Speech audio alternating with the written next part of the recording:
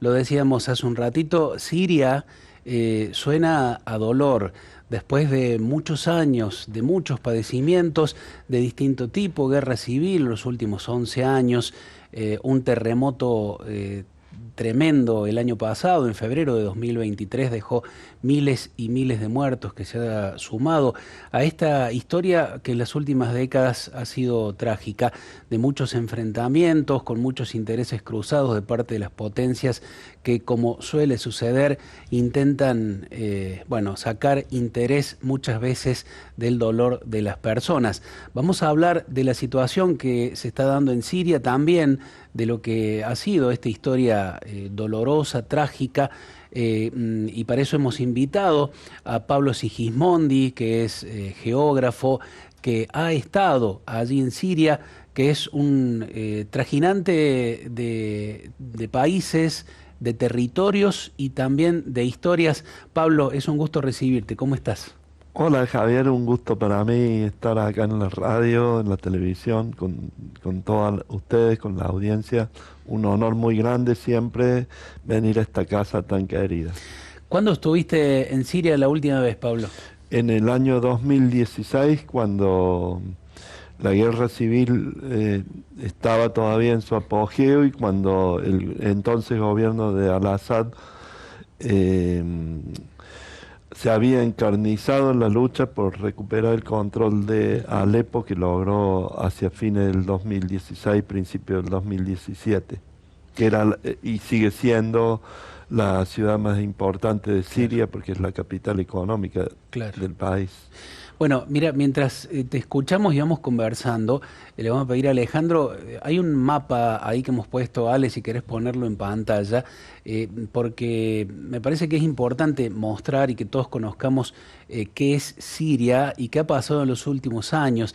Siria está en el medio de un polvorín, limita al norte con Turquía, al sur oeste con el Líbano, a Irak hacia el este, en el sur Jordania, bueno, también está allí Israel, expectante de lo que ocurra.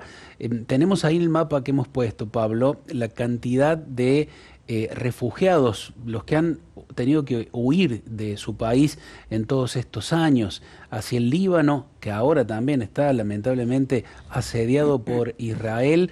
Más de 1.185.000 sirios se refugiaron allí, 843.700 en Turquía, 215.000 en Irak, 615.000 en Jordania. Eh, ¿Por qué? ¿Cómo se puede explicar esto, Pablo, rápidamente? Sí, en realidad acá falta los millones que han ido a Europa, También, especialmente a Alemania. Se estima que la población siria perdió entre 5 y 6 millones de habitantes que se transformaron en refugiados, es decir, que escaparon hacia el exterior de la frontera de Siria y dentro de la propia Siria se estima unos 7 a 10 millones de personas que fueron desplazadas de sus lugares de origen, además de cerca de medio millón de muertos a lo largo de la guerra civil. ¿Cómo se explica? Se explica que, como bien dijiste, Javi, es un polvorín la región y salvo, se podría decir que en lo que vemos en el mapa, salvo Jordania o relativamente a Egipto y Turquía, el resto de los países están en permanente guerra o conflicto o invasión, como el caso de Irak, Palestina, Israel, el Líbano, Siria. Entonces, eso produce permanentemente un movimiento, de ujú, acuerdo a dónde está más enfocado el conflicto, de población civil que huye. Acá en el mapa vemos que en ese momento la población de Siria había huido hacia el Líbano. En los últimos meses este flujo se invirtió, es decir, cientos de miles de libaneses volvieron a Siria, igualmente sucede con Irak, etcétera. Y esto se explica solamente por la cuestión de la guerra, los ujú. conflictos que de forma prácticamente sin solución de continuidad desde el inicio de la primavera árabe en el año 2011 afectan a toda la región y en este caso que estamos hablando particularmente a Siria. Bien, vamos a ponerle mirada ahora en lo más urgente, lo que ha ocurrido, lo que está ocurriendo prácticamente, porque ayer, bueno, también Cristian y Ceci, si quieren sumarse, estuvimos hablando, chateando en realidad a través de WhatsApp con el padre Enrique González, que, bueno, es religioso del Verbo Encarnado. Hace cerca de 5 años que está allí en la ciudad de Alepo. Nos contaba que ellos viven, junto con otro sacerdote argentino también, viven en el obispado de Alepo y no tienen una parroquia a cargo, pero sí varios trabajos o responsabilidades pastorales, por ejemplo, en un asilo de ancianos donde tienen que llevar Claro. medicamentos, comida, en una escuela, tienen la atención de una residencia universitaria, porque está la universidad allí en Alepo y hay jóvenes cristianos de distintos lugares de Siria que viven allí.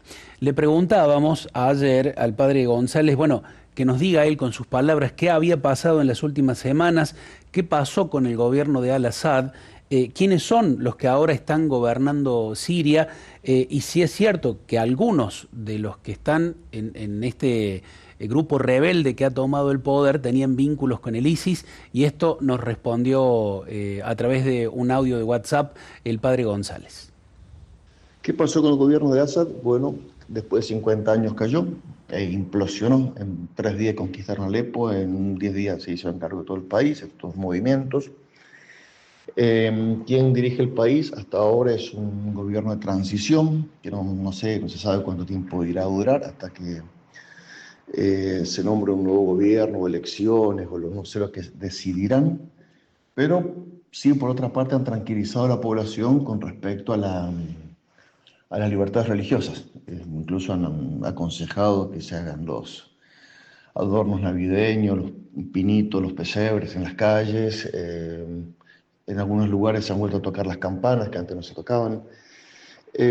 Así que, por otro lado, de incerteza, porque no se sabe para dónde va a girar todo, cómo van a ir, qué coaliciones van a hacer.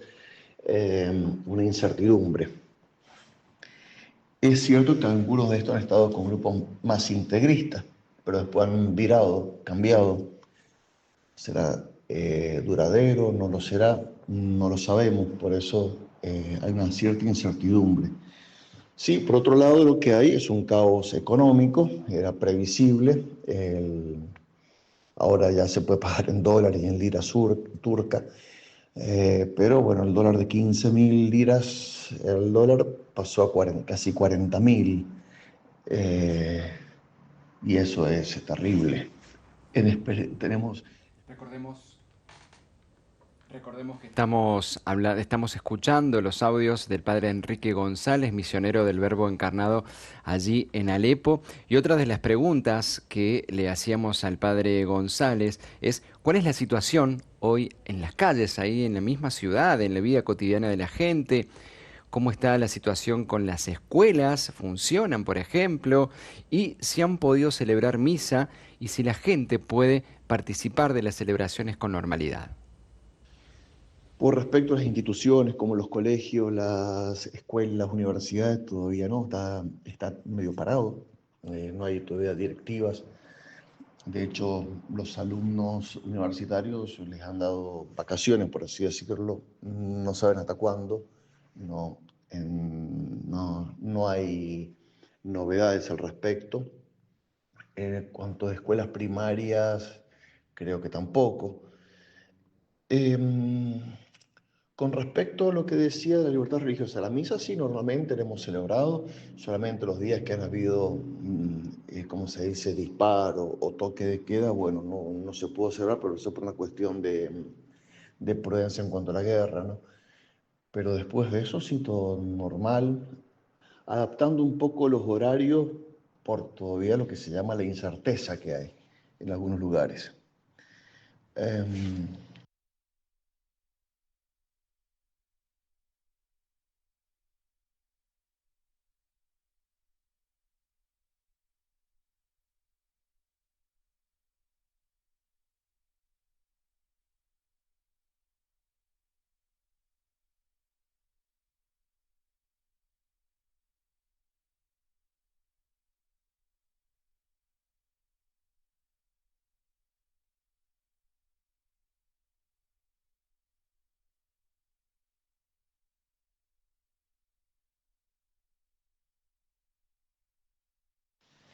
Todos preguntan el tema de las ayudas internacionales. Es muy difícil hacer llegar ayudas internacionales porque todavía continúa el bloqueo financiero.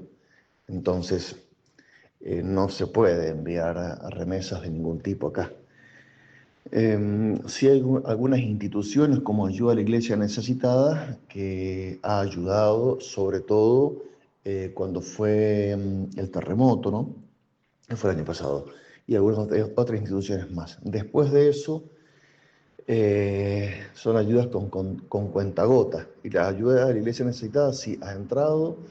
También las ayudas que puede proporcionar nuestro instituto.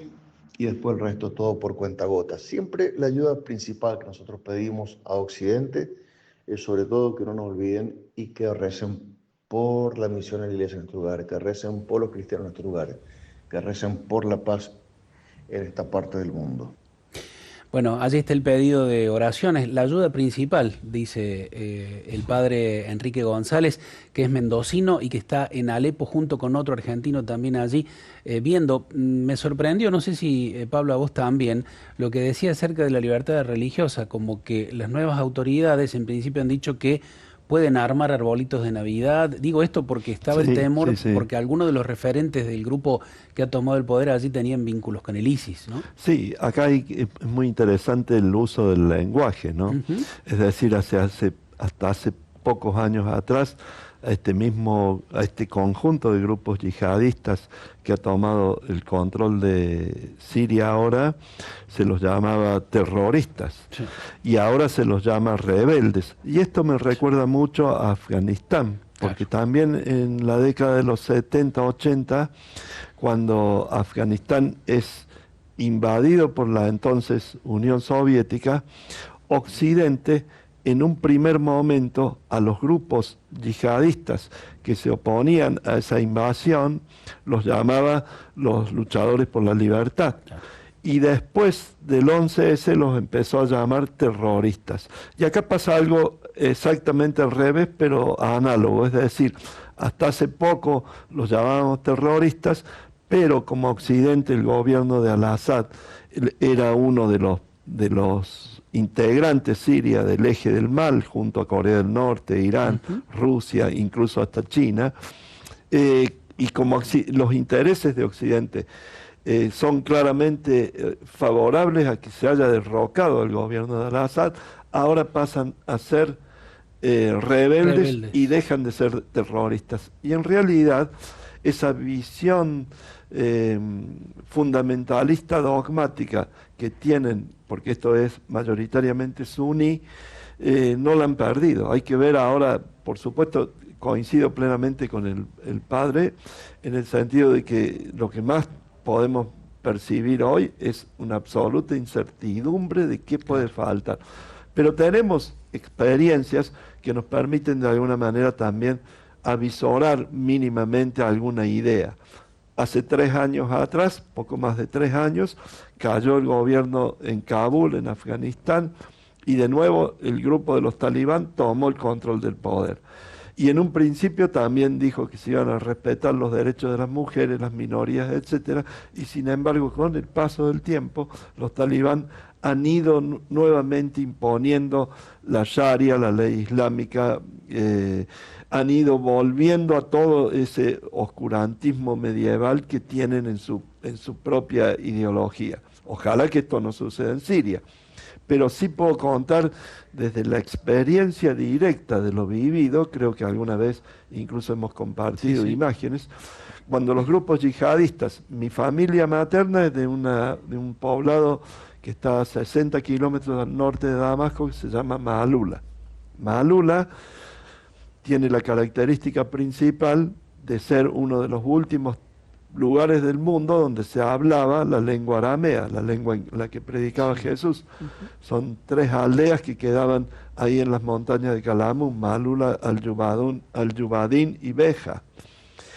En Maalula, cuando entran los grupos yihadistas en el 2013-2014, entre los cuales está el grupo que ahora toma el poder de Al-Nusra, destruyen absolutamente todos los monasterios, producen una verdadera catástrofe a nivel humanitario, prácticamente los 5.000, 6.000 habitantes de Malula, que son mayoritariamente cristianos, huyen del lugar, arrasan las iglesias. Tengo fotografías, tengo videos de la iglesia de Santa Tecla, que está en el interior de una cueva donde aparece la leyenda de que Tecla, la primera santa cristiana, se refugia ahí y demás. Es una maravilla del primer tiempo de la cristiandad.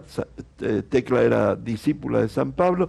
Toda esa iglesia quemada, destruida, los íconos íconos de cientos de años, destruidos, ametrallados, arruinados, cuando los grupos yihadistas toman Malula. Esto lo digo porque ojalá Dios quiera que realmente sea verdad, que este cambio de régimen sea para bien del pueblo de Siria, pero también nosotros conocemos por la historia que justamente el gobierno de Al-Assad, si por algo se caracterizó en los 54 años que ha durado entre el padre y el hijo en el poder, es porque al ser una ideología supuestamente socialista, el partido Ba'ath, el naserismo de los 60, de los 70, que era un poco el fundamento de la ideología de Assad, esa ideología era socialista, era laica. Entonces siempre hacía principal hincapié en el respeto a las minorías, y la propia familia de Al-Assad pertenece a una minoría dentro del Islam, que son los alawitas. Los alawitas es una rama musulmana muy cercana al chiismo iraní. Entonces, que cuenta aproximadamente con entre el 10 y el 15% de la población en Siria. Hay tal vez un 8% de cristianos. La cifra ha disminuido a raíz de esa emigración masiva que hablábamos al principio con el mapa. Y después el resto de la población, aproximadamente un 80%, es suní, que es justamente la que forma estos grupos yihadistas, apoyados especialmente por el integrismo religioso de otra potencia extranjera que también estaba interesada en derrocar al gobierno de Al-Assad, que es Arabia Saudita y las monarquías del Golfo. Es decir, en Siria, que tiene históricamente una riqueza cultural, religiosa, étnica maravillosa, un mosaico con muchas creencias, los cristianos se dividen o están integrados por distintos grupos, los grecos romanos, los cristianos melquitas, mi familia, los cristianos armenios, los ortodoxos, los greco-católicos. Es decir, dentro de la cristiandad, de ese 8% de población, hay muchas distintas ramas.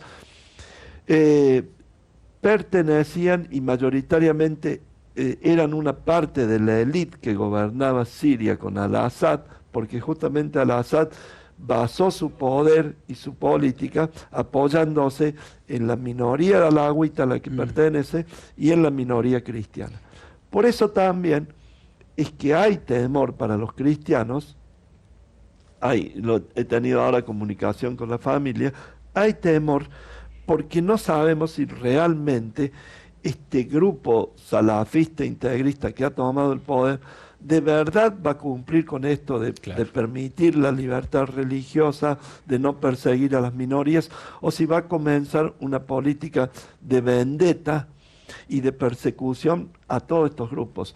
Porque también es lógico que en una dictadura como la que vivía Siria con la familia Al-Assad, era muy difícil también la situación de los cristianos. Y muchas veces los cristianos eran vistos como que eran parte de ese sistema político de Al-Assad. Entonces hay que tener mucha precaución en saber cómo se van a desarrollar ahora los nuevos acontecimientos. Pablo, en esto que nos vas contando muy claramente, consultarte bien, porque uno, por ejemplo, yo no pierdo la oportunidad para, de alguna manera, tratar de comprender esta situación problemática y continua, casi permanente. Es como si siempre en mi vida hubiera escuchado una permanente situación de guerra y de conflicto político, social, económico y también religioso en toda la zona de Oriente. Y me pregunto, ¿es la causa de esto? Quizás son muchas, ¿no? Pero algunos factores tienen que ver con su diversidad, como lo venías contando, interna, por problemas internos, y también tiene que ver los intereses que están de fuera, que quieren hacer presión. Contanos un poquito, o las dos cosas juntas. Sí, creo que la diversidad, si uno piensa hasta principios del siglo XIX, la diversidad étnica y religiosa se mantuvo en una relativa paz a lo largo de siglos. Es decir, en el cercano Oriente convivían en armonía judíos, cristianos, Bien. musulmanes de las distintas variantes, cristianos de las distintas variantes. Había conflictos, pero en realidad eran muy pocos.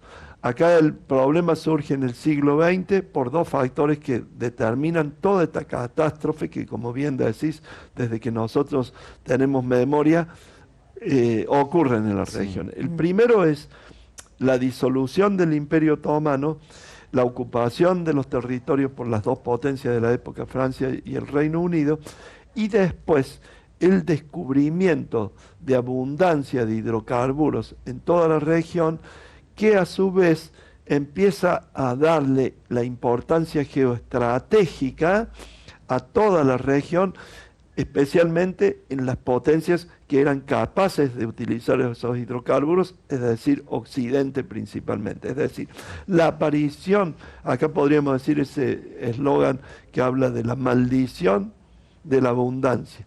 La aparición de los hidrocarburos en abundancia en esta parte del mundo se transforma en un lastre para sus pueblos. Ahí comienza una de las primeras intervenciones foráneas para asegurar el control de esas fuentes de energía no renovable.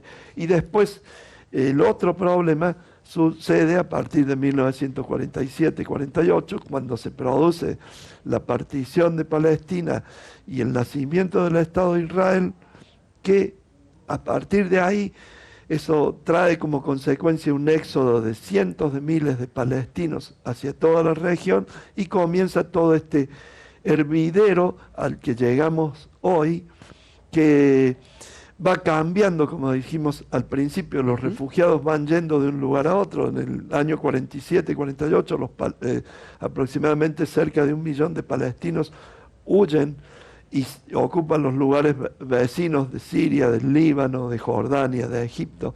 Después, las sucesivas guerras entre Israel y los árabes. Después, los acontecimientos más recientes después del lamentable 7 de octubre del año pasado en Israel. Todo esto va haciendo lo que los chicos jóvenes hoy llaman, con ese verbo tan simpático que ellos dicen, se empioja la situación. Es decir, se va empeorando la situación. Y por supuesto que el problema de Siria, que es el mismo problema que tiene el Líbano, que tiene Irak, que tienen los pueblos que están en guerra de estos países, es por un lado esa división colonial. Si uno ve el mapa de Siria, no tiene sentido, prácticamente las fronteras políticas del país son líneas rectas en medio del desierto, claro, especialmente con Jordania y con Irak. Es un solo pueblo, el pueblo árabe. Siria ha sido desmembrada ya por el Imperio Otomano en la región de Antioquía. Antioquía pertenece a Siria, sin embargo, en el mismo mapa que pusimos, está dentro de Turquía. Y después los intereses que hacen que esta dinastía de Al-Assad sea incómoda. Entonces, en esa lucha geopolítica mayor, en ese ring principal, donde los dos grandes contendientes hoy son Occidente por un lado y la Federación Rusa con una serie, y China con una serie de aliados, como Siria estaba en el campo de Rusia, de Irán, de China, de Corea del Norte, de Cuba, evidentemente Siria era un grano. Y todo lo que se pudiera hacer para derrocar al gobierno de Siria era bienvenido. Y evidentemente que a partir de los acontecimientos del 7 de octubre del 2023, van cayendo sucesivamente otra de lo que explica este tablero geopolítico tan complejo, que es lo que Irán construye a lo largo de los últimos 40 años después de la Revolución Islámica de 1979, que es lo que ellos llaman el eje de la resistencia. Es decir, operar a control remoto desde Irán, Hezbollah en el Líbano, operar los grupos yihadistas en la región, tener aliado al gobierno de Siria, porque el gobierno de Siria era el principal aliado de Irán, constituye Siria la continuidad terrestre para que Irán haya podido suministrar pertrechos militares a Hezbollah, al propio régimen de Al-Assad. Entonces, después del 7 de octubre, cuando todos estos grupos proxies iraníes se van debilitando por la guerra de Israel, es ahí donde el yihadismo, tal vez envalentonado y alentado entre bambalinas por estas mismas potencias que se oponen, en tan poco tiempo, esto explica cómo solamente en 10 días toman el control del país, cuando antes, durante 13 años, en la guerra civil no lo habían logrado. Es fulminante, es prácticamente una cosa, si se quiere, inexplicable, que durante 13 años lucharon los grupos yihadistas para voltear al gobierno de Al-Assad, de la familia Assad, y sin embargo ahora en solamente 10 días lo logran. ¿Y esto por qué? Porque los grandes apoyos que el sistema político de Assad, de la familia Assad, tenía internacionales, son o eran Rusia e Irán principalmente. Y casualmente, y Hezbollah, casualmente ellos, durante la guerra civil, son los que sostienen al gobierno de Al-Assad cuando estuvo a punto de caer. Claro. Esta recuperación que yo contaba al principio, en el año 2016-2017, de la ciudad de Alepo por parte del gobierno de Siria, no se puede explicar si no fuese por el apoyo militar que hace Rusia, que hace Irán, que hace Hezbollah al gobierno de Siria. Cuando ahora estos apoyos externos están muy comprometidos, Rusia por la guerra en Ucrania, Hezbollah porque ha sido descabezado por Israel, todo esto que está sucediendo alrededor en la guerra en el Líbano y demás, es cuando el gobierno de Siria prácticamente queda en absoluta soledad, y está claro que era un castillo de naipes, claro, que se iba a derrumbar de un soplo si no tenía ese apoyo internacional. Claro. ¿Qué es lo que acaba de ocurrir? Esto explica lo que acaba de ocurrir, ¿no? Ceci. Pablo, bueno, buen día de mi parte para vos. Y la gente por allí hace algunas preguntas que por la lejanía quizás geográfica o los cambios de nombres, consultan Jesús, María y José. ¿Eran palestinos? Ay, qué pregunta. No soy teólogo para poder contestarlo. Prefiero asumir que la Sagrada Familia era lo que nosotros leemos en los textos bíblicos.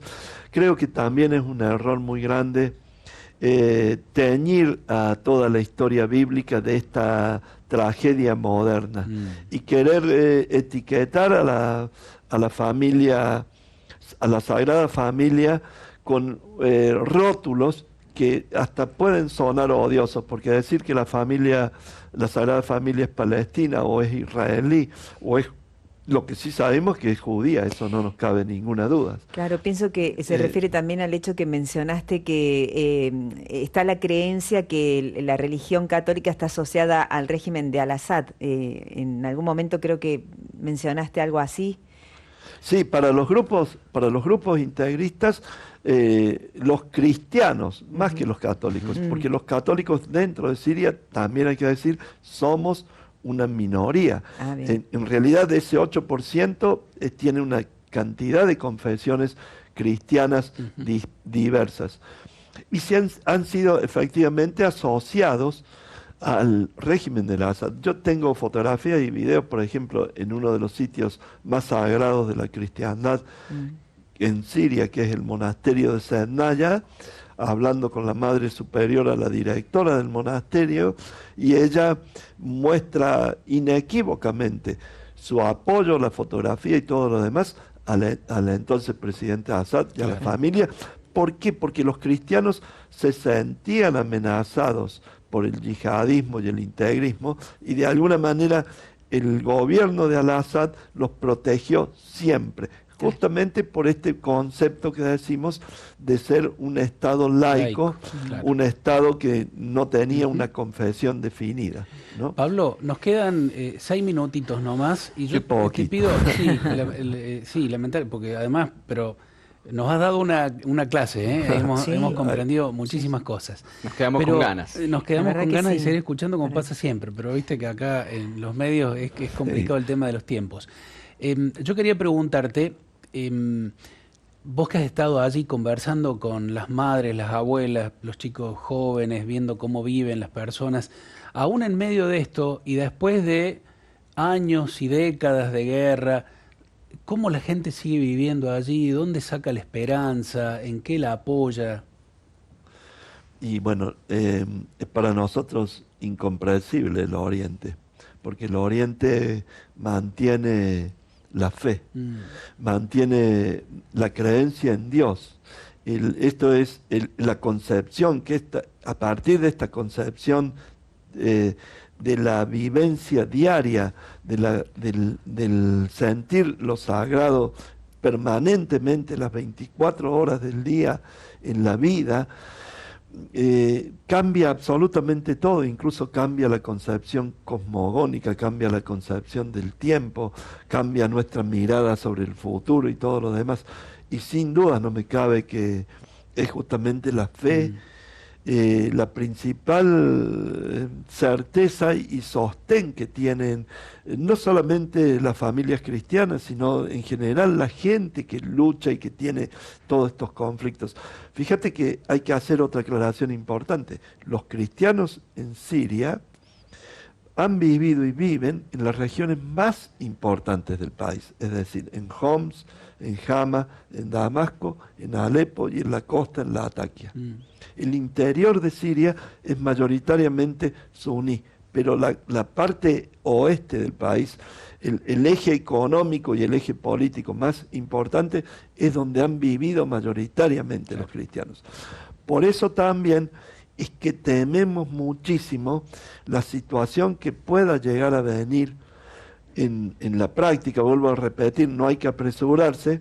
Creo que el padre ha sido muy claro. Lo que más hay hoy es incertidumbre, pero no hay que dejar de tener contacto y mirada con lo que suceda de acá en adelante, porque tenemos muchos antecedentes de las persecuciones que ha vivido los grupos minoritarios, incluso hasta de los propios musulmanes, durante, por ejemplo, ese pretendido califato del Estado Islámico, que ejecutaba y todo lo demás. Y quiero decir también, agradecido al padre que está allá en Siria, que Dios quiera lo pueda ir a visitar pronto, que nuevamente la Iglesia muestra lo que a veces también para nosotros resulta lejanísimo e incomprensible en nuestra sociedad occidental. Es decir, la Iglesia, tanto lo he repetido acá muchas veces, en el África donde acabo de venir, en los países como Siria, como el cercano Oriente, la Iglesia cumple un rol muchísimo más allá del sostenimiento de la fe. La Iglesia es el lugar donde sin distinción de credos la gente va a comer, la gente va a refugiarse, la gente va a tomar un plato de comida, la gente puede resguardecerse de no morir, tiene una palabra de aliento. Lo estamos viendo en Gaza, donde se mantiene una iglesia cristiana católica, también por esta congregación, en condiciones extremadamente difíciles. Es decir, hay que agradecer la providencia de Dios y especialmente a este grupo de sacerdotes que permanece en Siria sabiendo que está corriendo las 24 horas del día riesgo su propia integridad física, porque estar ahí sobre el territorio, prestar esa ayuda, es algo que no tiene comparación para nosotros. Acá es donde el rol profético de la Iglesia va mucho más allá de la simple misa o la expansión de la palabra. La iglesia es una madre, lo dice siempre el Papa Francisco, ¿no? Es más, cuando le dicen, cuando habla del tema de la mujer en la iglesia, que da para otro tema, el Papa dice, la iglesia es madre, es una mujer, es una madre. Está en esto que vos decís. Gracias, Pablo, por venir a explicarnos todas estas cosas que hacen a la comprensión, porque si uno lee solamente algunas noticias, algunos títulos en los medios de comunicación que habitualmente están o lo que vemos en los teléfonos, en las redes sociales, comprende, si es que comprende bien, una partecita del tema. Y aquí hay una profundidad de historia, de humanidad, de dolor, de lucha, pero también de fe. Así que gracias.